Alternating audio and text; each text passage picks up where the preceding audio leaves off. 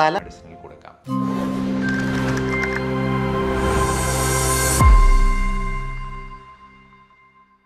തല മറന്ന് എണ്ണ തേക്കരുത് എന്ന് നമ്മൾ പലരും കേട്ടിട്ടുണ്ട്. എന്നാൽ എനിക്ക് നിങ്ങളോട് പറയാനുള്ളത്, നിങ്ങൾ തല മറന്ന് എണ്ണ തേക്കണം എന്ന് തന്നെയാണ്. നമസ്കാരം, ഞാൻ doctor Bipin Jose, consultant pulmonologist and specialist in paediatric റെസ്പിറോളജി. തല മറന്ന് എണ്ണ തേക്കണം എന്ന് പറയാൻ പ്രധാനപ്പെട്ട കാരണം, ഞാൻ അലർജിയിൽ സ്പെഷ്യലൈസ് ചെയ്യുന്ന ഒരു ഡോക്ടറാണ് എന്നുള്ളത് കൊണ്ട് തന്നെയാണ്.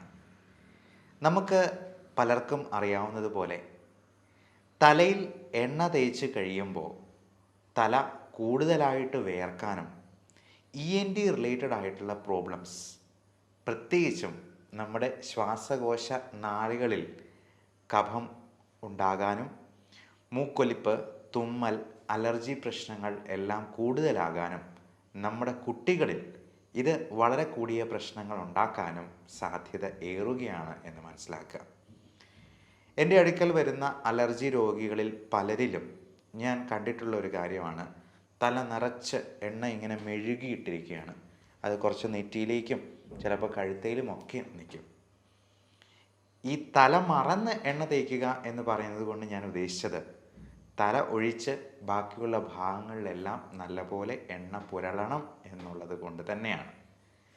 കാരണം തലമുടിയിൽ ഈ എണ്ണ കൂടുതൽ സമയം ഇരുന്നാൽ നമ്മുടെ തല ഒത്തിരി വിയർക്കാനും, അത് മാത്രമല്ല പല രീതിയിലുള്ള പൊടിപടലങ്ങൾ നമ്മുടെ തലയിൽ വന്ന് അടിയാനും, നമ്മൾ ശ്വസിക്കുന്ന വായുവിൽ ഈ അലർജൻസ് എല്ലാം ഉള്ളിലോട്ട് പോയി നമുക്കുള്ള അലർജികളും റെസ്പിറേറ്ററി ഇൻഫെക്ഷൻസും ഒക്കെ കൂടുതലാകാനും കാരണമാകും. പ്രത്യേകിച്ചും ഈ കൊറോണ കാലത്ത് നമ്മൾ കുളിക്കുമ്പോൾ ദേഹമാസകലം സോപ്പിട്ട് കഴുകും. പക്ഷേ നമ്മുടെ തലയിൽ ഒരു തുള്ളി ഷാമ്പു ഇട്ട് ഈ തലയൊന്ന് കഴുകാനായിട്ട് എത്ര പേർ ഓർക്കാറുണ്ട്, ശ്രദ്ധിക്കാറുണ്ട്? നമ്മൾ വിട്ടുപോകുന്ന മർമ്മപ്രധാനമായ സ്ഥാനമാണ് തലയും തലമുടിയും ഒക്കെ. അപ്പോൾ തലയിൽ എണ്ണ തേക്കുകയാണെങ്കിൽ കുളിക്കുന്നതിന് ഒരു അരമണിക്കൂർ മുൻപ് തേച്ച് പിടിപ്പിച്ചിട്ട് കുളിക്കുന്ന സമയത്ത് ഒരു തുള്ളി ഷാമ്പു ഇട്ട് അത് കഴുകിക്കളയുകയും കൂടെ ചെയ്യുക. ഇനി തല മറന്ന് എണ്ണ തേക്കുന്നതിനെ പറ്റി നമുക്ക് ചിന്തിക്കാം. തല മറന്ന് എണ്ണ തേക്കുമ്പോൾ തലയൊഴിച്ച് ബാക്കി എല്ലാ ഭാഗത്തും നമ്മൾ ഓയിലിൻ്റെ ഒരു നേർത്ത പാളി, ഒരു ചെറിയ കോട്ടിങ് നമ്മൾ കൊടുക്കുകയാണ് ചെയ്യുന്നത്. അത് നമ്മുടെ സ്കിന്നിൽ ആവശ്യമായ ഹൈഡ്രേഷൻ ഉണ്ടാകാനായിട്ട് കാരണമാകും. നമുക്കറിയാം, ഇപ്പോൾ പലപ്പോഴും സ്കിൻ ഡിസീസസിന് പ്രധാനപ്പെട്ട കാരണം ഈ ഡീഹൈഡ്രേഷൻ തന്നെയാണ്.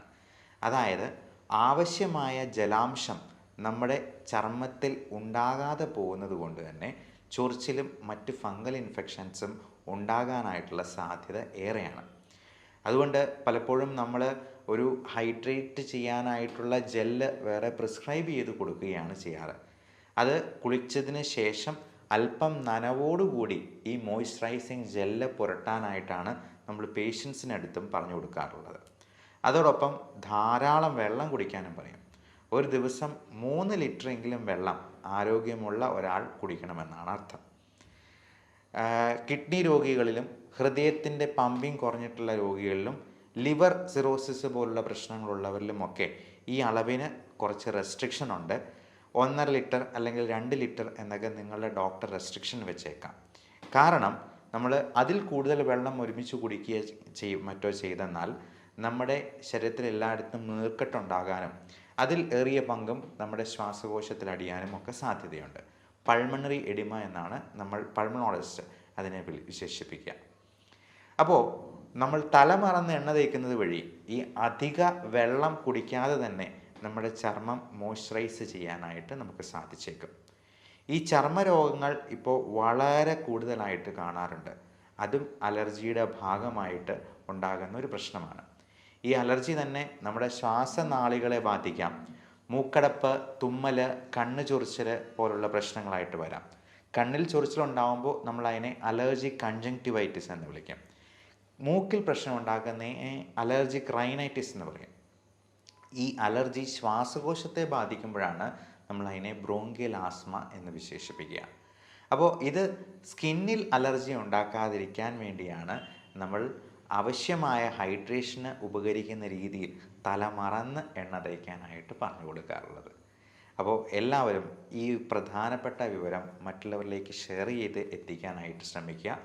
ഇങ്ങനെയുള്ള അലർജി എന്തെങ്കിലും ഉണ്ടെങ്കിൽ നിങ്ങൾക്ക് ഇതിനെപ്പറ്റിയുള്ള സംശയങ്ങൾ ഇവിടെ കാണുന്ന വാട്സപ്പ് നമ്പറിൽ ബന്ധപ്പെട്ട് സംശയ നിവാരണം നടത്താവുന്നതാണ്. ഓൺലൈൻ കൺസൾട്ടേഷനും അവൈലബിൾ ആണ്. ലോകത്തെല്ലായിടത്തും മോഡേൺ മെഡിസിനിൽ ഒരേ മരുന്നുകൾ തന്നെയാണ് കൊടുക്കുക. അപ്പോൾ അങ്ങനെയുള്ള മരുന്നുകൾ ആവശ്യമുണ്ടെങ്കിൽ നിങ്ങൾക്ക് അത് നിങ്ങളുടെ സമീപത്ത് നിന്ന് തന്നെ അവൈലബിൾ ആക്കാവുന്നതുമാണ്. ഈ അലർജി ഉള്ളവർക്ക് വളരെ എഫക്റ്റീവായിട്ടുള്ള ട്രീറ്റ്മെൻറ്റ് നമുക്ക് മോഡേൺ മെഡിസിനിൽ കൊടുക്കാം. അലർജി ഉള്ളവർക്ക് അത് പൂർണ്ണമായിട്ടും മാറ്റാവുന്ന രീതിയിലുള്ള ഇമ്മ്യൂണോ തെറാപ്പി പോലുള്ള മൊഡാലിറ്റീസും നമുക്കിന്ന് അവൈലബിൾ ആണ്. അലർജിക്ക് കൃത്യമായിട്ടുള്ള ടെസ്റ്റുകൾ വഴി അതിനെ കണ്ടെത്തി അതിന് സ്കിൻ പ്രിക്ക് ടെസ്റ്റാണ് മോഡേൺ മെഡിസിനിൽ നമ്മൾ കൂടുതലും അഡ്വൈസ് ചെയ്യുക. നമുക്ക് പത്രത്തിലൊക്കെ വലിയ പരസ്യം കൊടുത്തിട്ടുള്ള പല ടെസ്റ്റുകളുടെയും ശാസ്ത്രീയമായ അടിത്തറ ഇനിയും പരിശോധിക്കേണ്ടതായിട്ടുണ്ട്. അതിന് കൃത്യമായ ടെസ്റ്റുകൾ ഇപ്പോഴും റിസൾട്ട്സ് അവൈലബിൾ ആയിട്ടില്ല. അതുകൊണ്ട് കൃത്യമായിട്ടുള്ള പരിശോധനകളും ബ്ലഡ് ടെസ്റ്റും ഇമ്മ്യൂണോഗ്ലോബുലിൻസിൻ്റെ അളവും ചെക്ക് ചെയ്ത് അലർജിയെ കൃത്യമായി കണ്ടെത്തിയെന്നാൽ നമുക്ക് ഇത് പൂർണ്ണമായിട്ടും മാറ്റാവുന്ന രീതിയിലോ അല്ലെങ്കിൽ 95% കൺട്രോൾ ചെയ്യാവുന്ന രീതിയിലോ നമുക്ക് ഇതിന് മരുന്നുകൾ കൊടുത്ത് ആവശ്യമായിട്ടുള്ള കരുതലുകൾ എടുത്തുകൊണ്ട് തന്നെ നമുക്ക് ചെയ്യാവുന്നതാണ്. ഇതിനൊക്കെ മുൻപായിട്ട് നമുക്ക് ചെയ്യേണ്ട കാര്യം അലർജി ഉണ്ടാക്കുന്ന അലർജൻസ് എന്തൊക്കെയാണെന്ന് കണ്ടെത്തി അത് പൂർണ്ണമായിട്ടും മാറ്റിയെടുക്കുക, നമ്മുടെ വീട്ടിൽ നിന്നും അതിനെ ഒഴിവാക്കുക എന്നുള്ളത് തന്നെയാണ്. അപ്പോൾ ഈ അലർജൻസ് എന്തൊക്കെയാണ് എന്നുള്ളതിനെ പറ്റിയും കൃത്യമായിട്ടുള്ള വിവരണങ്ങളും നിർദ്ദേശങ്ങളും നിങ്ങൾക്ക് തരുന്നതാണ്. Everyone stay healthy, stay safe. അപ്പോൾ നിങ്ങളുടെ കുട്ടികളോട് പീഡിയാട്രിക് പൾമണോളജിയിൽ സ്പെഷ്യലൈസ് ചെയ്തിരിക്കുന്ന ഒരു ഡോക്ടർ എന്ന നിലയിൽ ഞാൻ വീണ്ടും പറയുന്നു, തല മറന്ന് എണ്ണ തേൽക്കുക. നന്ദി, നമസ്കാരം.